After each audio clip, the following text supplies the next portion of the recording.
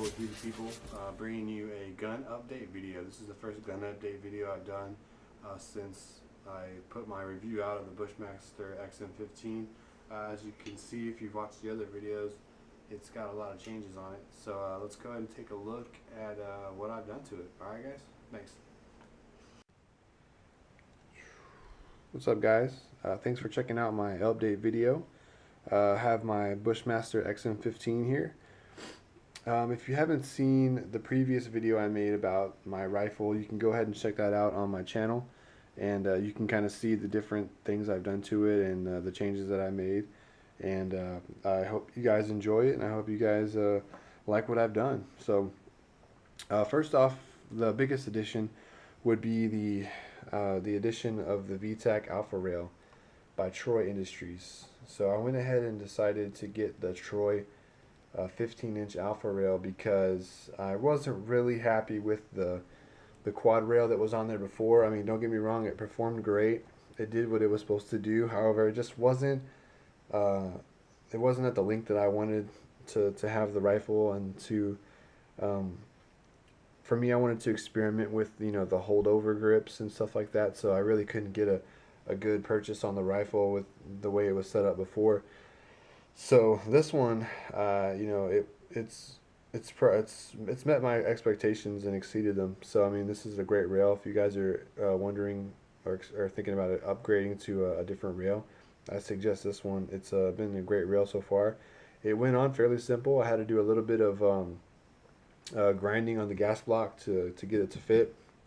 Even with the optics ready gas block that this one had, it still just was a little bit too bulky to fit around the low profile Troy rail, so I had to grind it a little bit to finesse it on there.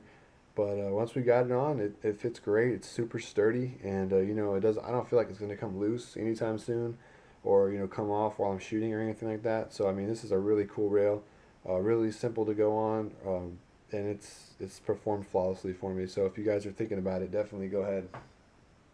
Let's see, what else did I do on this one? The Spikes Dynacomp. There we go. So I went ahead and changed out the brake on this one, just to kind of experiment, really. The other brake, the A2, is totally fine.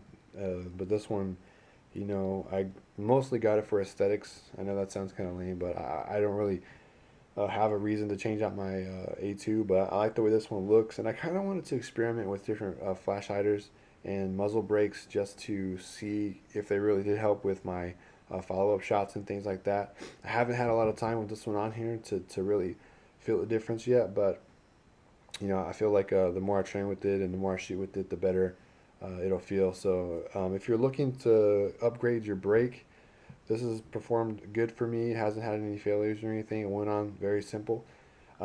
If you're looking for something to hide flash, this is definitely not that. This is just a muzzle brake. It shoots out a huge fireball. So I'll put a video up showing the two, the A2 and the Spikes comparison, and you can see excuse me, you can see how it performs. So but I like it so far. It looks great, and my shots, hopefully once I get more practice with it, I can get my follow-up shots back on target quicker, and this will help out with that. So it's cool. Another thing I changed on here was the addition of the Bushnell TRS-25 red dot sight. I wanted to go with something a little bit smaller and a little bit more lightweight than what I had previously. What I had on there previously was the Lucid HD7.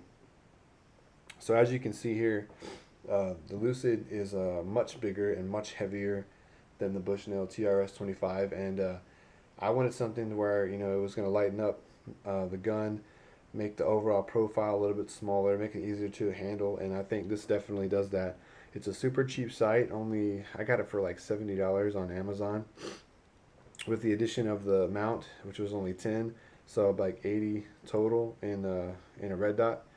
And for a micro sight, that's great. For like the Aimpoint T1, I believe is like 600. So I mean, you can almost get 10 Bushnells for one Aimpoint. But if you guys are thinking about doing it, getting one of these, I suggest do a little research first and figure out what's good for you and what you prefer, and then I would recommend this one.